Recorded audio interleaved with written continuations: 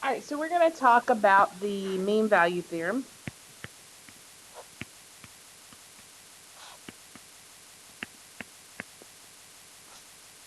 And this is 5.1, or the first part of 5.1. So before I talk about mean value theorem, I need to first talk about a kind of corollary to the mean value theorem. We will get to the mean value theorem a little bit later, but we're going to practice some. We're going to lay that foundation here first before we actually get to the mean value theorem itself. So the first thing I want you to remember that when you read a graph, okay, we read a graph left to right, and as I look left to right, when I say that a graph is increasing,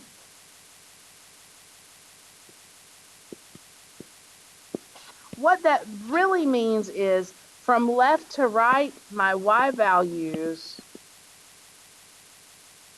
are getting bigger, right?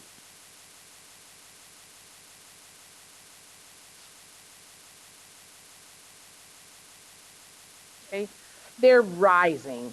And if I am decreasing, and I know that this, you guys already know this, but just to make sure, my y values are getting smaller. They're falling, right? So I say that my function is then decreasing. All right, so one corollary to the mean value theorem tells me that if, right, my derivative is positive, and you guys already know what I'm fixing to tell you. We've been doing it on our sign charts. We're just going to formally add this as a little piece to what we're writing about, okay? So if my derivative is bigger than 0, so it's positive on the interval AB, okay? You can probably tell me now what that means about the function f, right? If we're on our sign chart and we put a negative under here, you already know that we come up here for f, this is derivative, and we go, oh, that means it's going down, okay? So, and if it's, of course, positive, this was a positive example, I'm sorry, then we're going up, right? So if it's bigger than 0, so if it's positive, then I can say that f increases on the interval AB, okay? And contrary to that, if my derivative is negative, and again, guys, we've been doing this, okay? If the derivative is negative on the interval AB, then that tells me that the function itself is decreasing on that interval AB, okay? And what I want to do to determine this, of course, like I told you up here, is I want to create a sign chart, all right? So to determine increasing or decreasing intervals,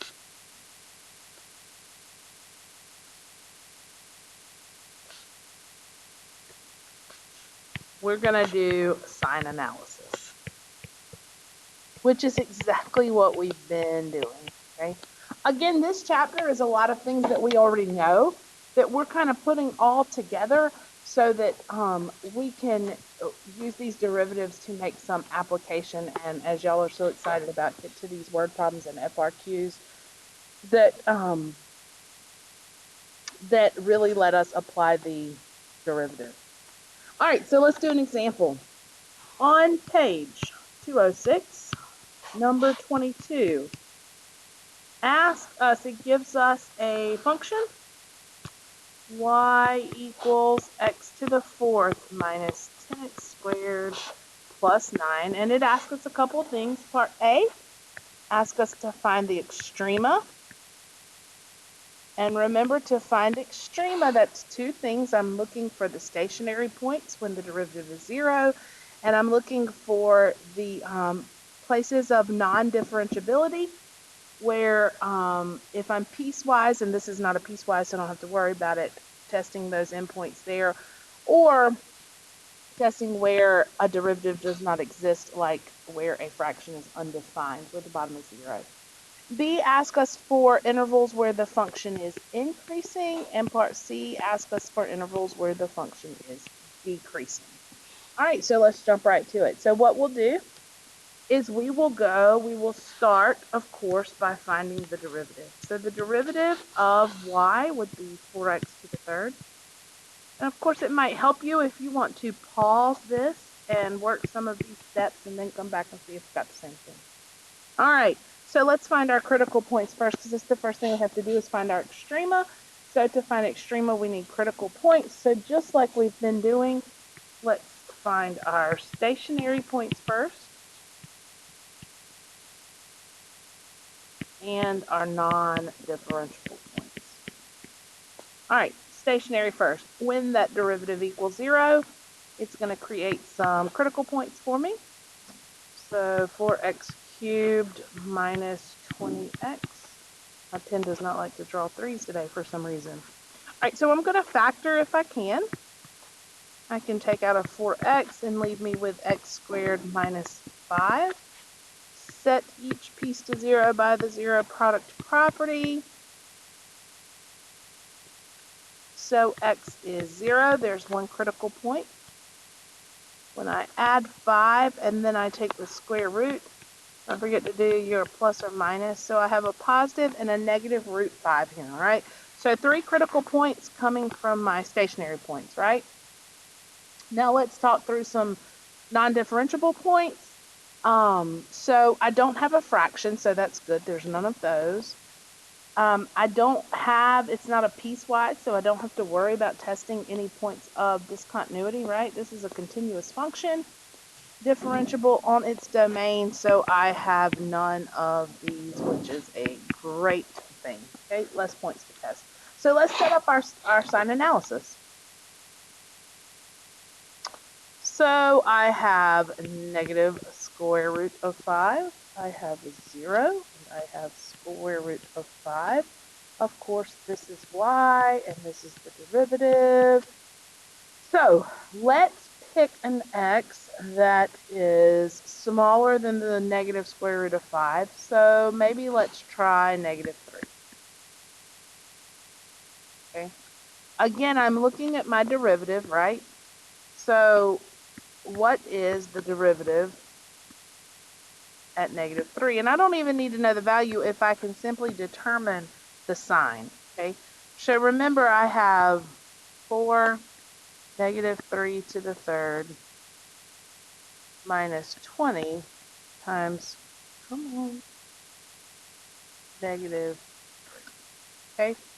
So negative 3 to the third is, of course, a negative number.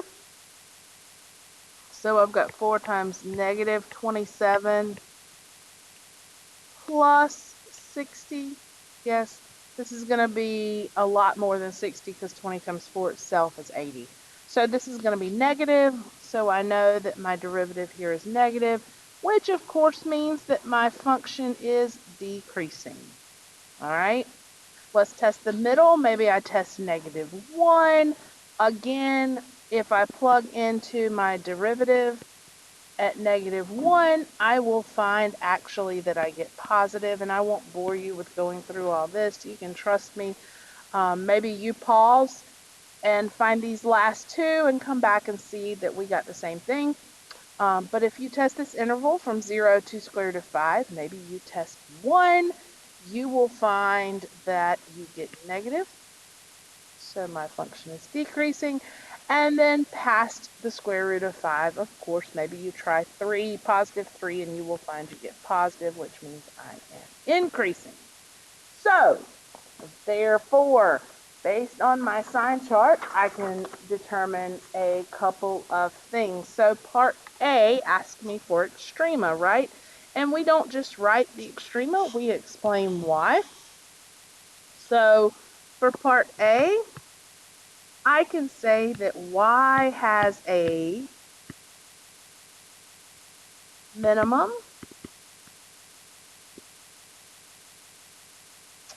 at x equals negative square root of 5 and I'll just put both of them in 1, and x equals the square root of 5 because the derivative is 0 and the sign changes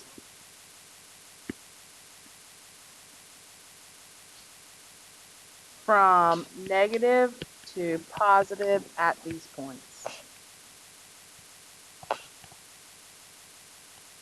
Okay. Again, this is based strictly off of my sign chart up here. Okay. I also know that y has a maximum here at 0 because I'm increasing and then decreasing, right? So y has, I put 2 has's in that one, didn't I? Has a maximum at x equals 0 because the derivative is 0 at that point and the sign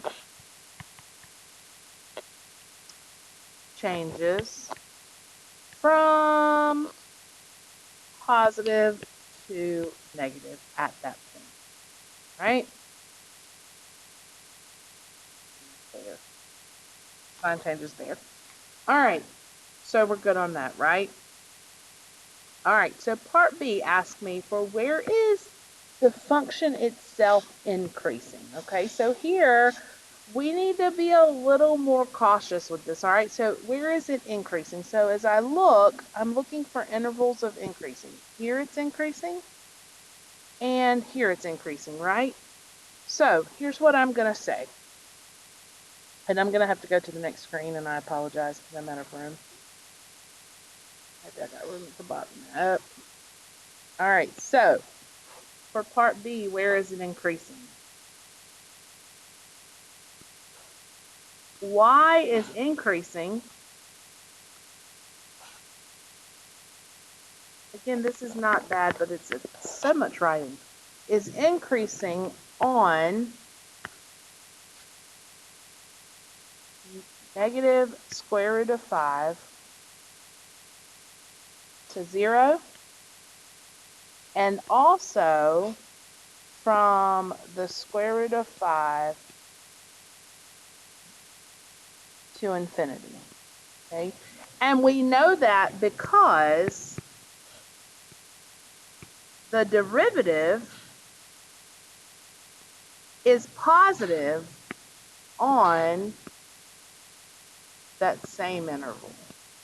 Okay, notice how I'm using parentheses for the derivative and brackets for the function. That is intentional.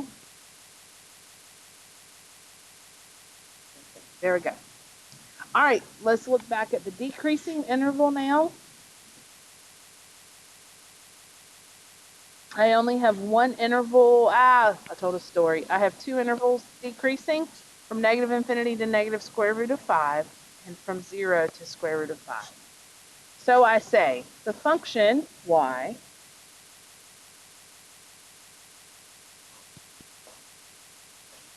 is decreasing on negative infinity up to the negative square root of 5 point, okay? Because after that, remember, it's increasing. And then from 0 to square root of 5, always say y, and that is because the derivative itself is negative on those same intervals. Okay, negative square root of 5 to 0 square root. All right, and I'm done. All right, so let's look at another one. A little bit different. This is number 26. And so number 26 is k of x equals x over x squared minus 4. All right, same deal. I want the local extrema. I want increasing intervals.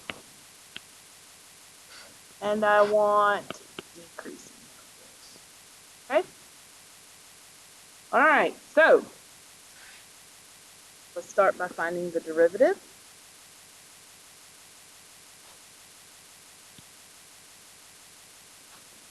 And of course, this is a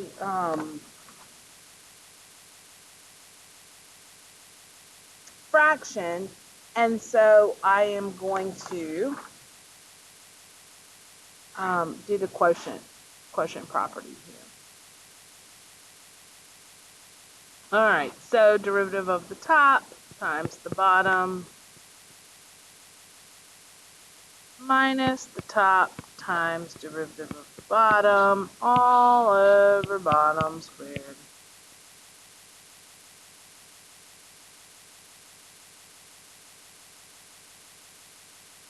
All right, so it looks like up top I've got x squared minus 4 minus 2x squared. And I'll just leave this bottom as is.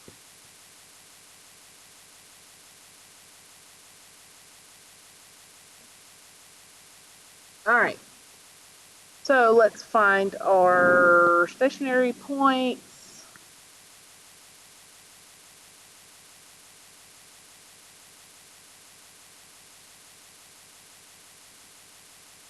Which is where my top is equal to 0. So I'm going to go ahead and combine my squared here. So negative x squared minus 4 equals 0. And so here, of course, let's see, add 4.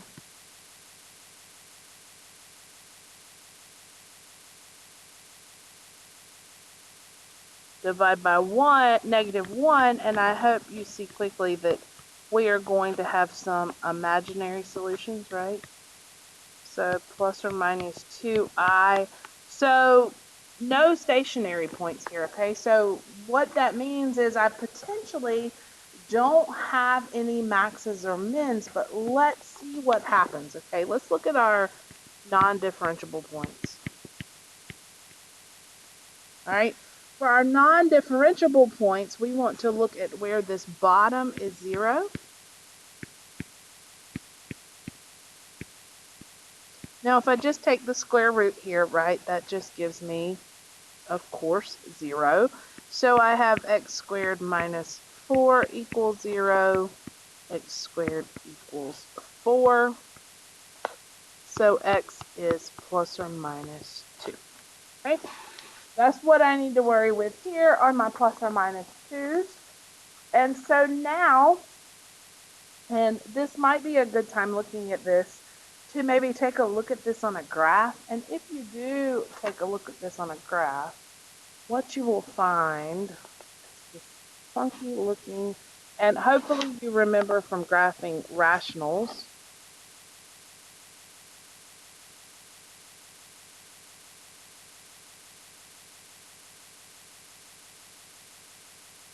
places where the bottom is 0 here are creating these vertical asymptotes, right? And then what happens is I get a graph that does something like this. And again, you can graph this on your calculator and see. But it'll really help you understand and make sense of the answer here that we get in just a second. So this is what my graph looks like if I put it on the calculator. All right. So what I want to do is do my little sign analysis here, right?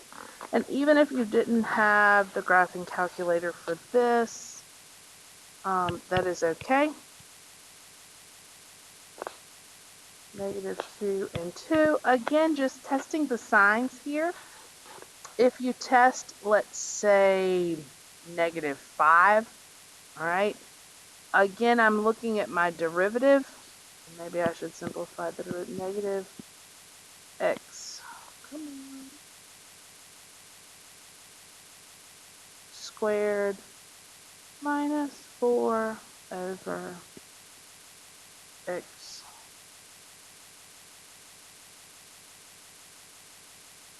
My goodness.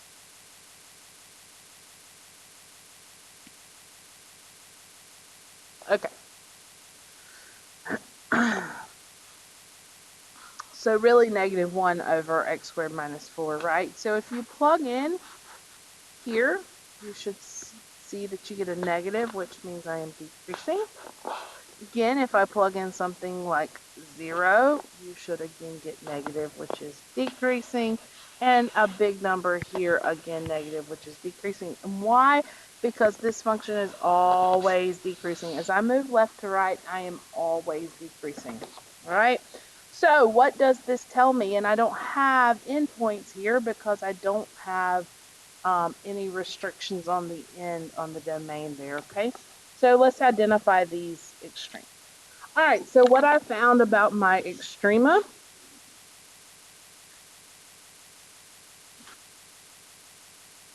is my function k of x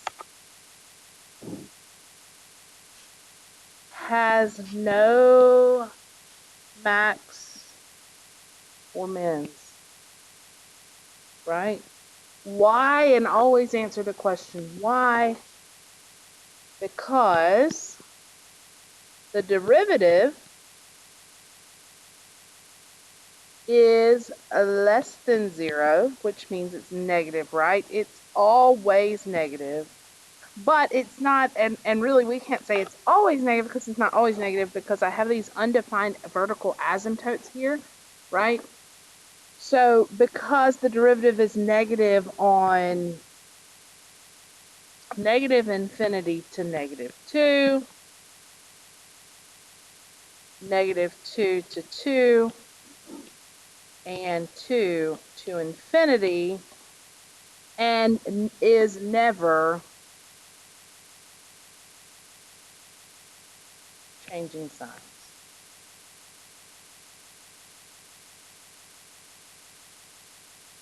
You could also say that because the function is always negative on its domain, the derivative is always negative on the function's domain, it never changes signs. All those are great justification as to why the function has no extrema.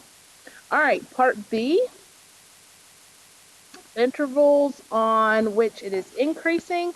And so because, again, we've already said this function is always decreasing, so k of x is never increasing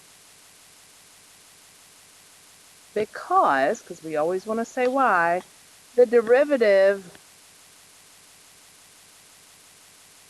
is never greater than 0, okay? The derivative is never positive. We can't be increasing unless our derivative is positive. That is by definition what it means for our function to be increasing, okay? And then part C, of course, is my decreasing, and this is the one where I do have some values. So my function is decreasing on the interval -infinity to -2. Pick up here with -2 to 2. And then from 2 to infinity. Why? Because my derivative is less than 0 or negative on that same interval. -infinity to -2.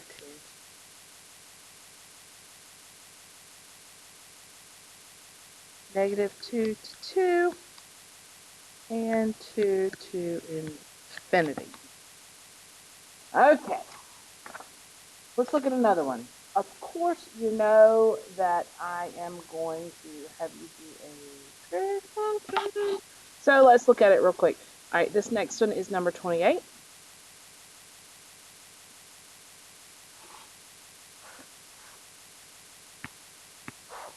And number 28 is 2x plus cosine x. Same directions here, and so let's look and see what is going on. Let's derive this function first. 2 And then the derivative of cosine x is, of course, sine x. So I want to know, critical points, I want to know where is my derivative. So stationary.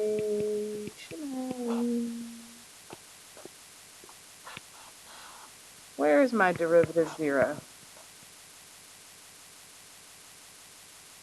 So where is sine of x -2? And you might stop and go, or in fact, I hope you stop and go, wait, Miss McGee, wait.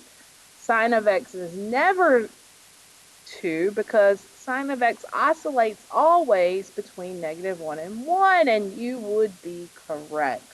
And so for this particular function, I have no stationary critical points, okay? So that's fine.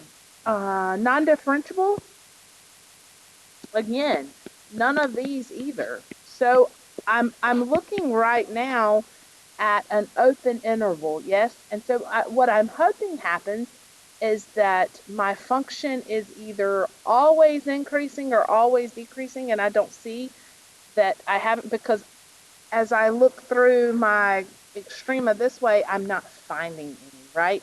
So this would be a good time to stop, go, maybe I need to graph this and take a look. Again, I'm sorry I don't have my software loaded yet to be able to show you, but what I will do is just sketch a quick graph. If you were to graph this, what this would kind of look like. And so if you graph g of x, it comes out looking something like it's a curve that's kind of, it's not going to go straight through the origin like that, but it's something you get the picture here of what it's going to do. And then if I were to graph the derivative, it comes out something like this. All right, just so you can see, my derivative is always above the x-axis, is always positive. My original function does appear to be always increasing. So hopefully that's what's going to happen. I think I'm good with that. Let's set up our sign analysis. Again, if this happened to be a non-calculator question, which it very well could, because it's definitely, you're capable of doing this without a calculator, you wouldn't be able to check with the graph, but you see how we knew that the whole interval was an open interval on which it was always either increasing or decreasing. All right, so let's check. Anything I plug in, is it going to be positive, we hope, or negative? So just pick anything. Plugging into, the derivative here. And again, it makes sense if you think about it, okay? If this is my derivative, right? We said sine of x, we know, always oscillates between -1 and 1. So this never gets any smaller than -1. Well, then I'm going to turn around and add a 2 to it, right? So it's forcing it. It's always going to be positive. It's always increasing, okay? So let's answer our questions. Part A. G of x, we're looking again for extrema, has no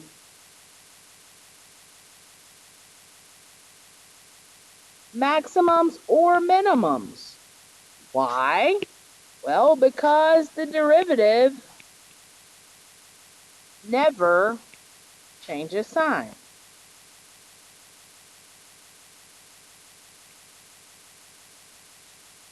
Okay? Part B. Where is g of x increasing? Well, it's increasing on its whole domain, right? And it's increasing on its whole domain because it's always positive.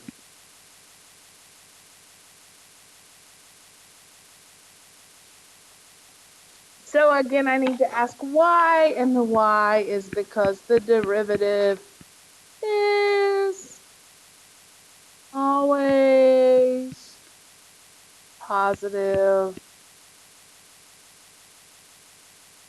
on my infinity, right? So I'm always increasing. And so then for part C, I can say that g of x is never decreasing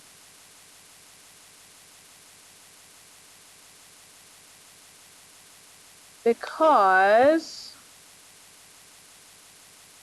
g derivative of g is never less than 0. Okay?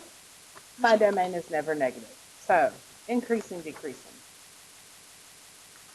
All right. I think that about takes you through. So, I will post your assignment on Classroom. Uh-oh.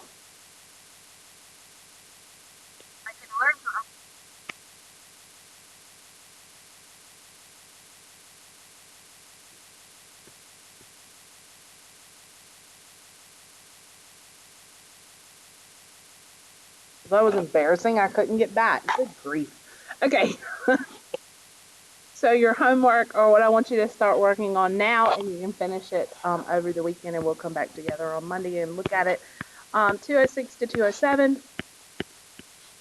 We'll do 15 through 28, and then 39 through 42.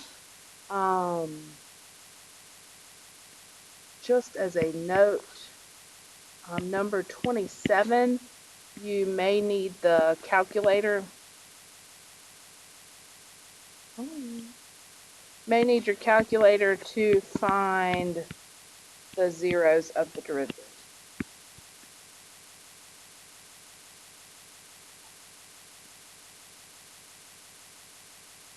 Okay. I hope y'all have a wonderful weekend. I will miss you as I always do.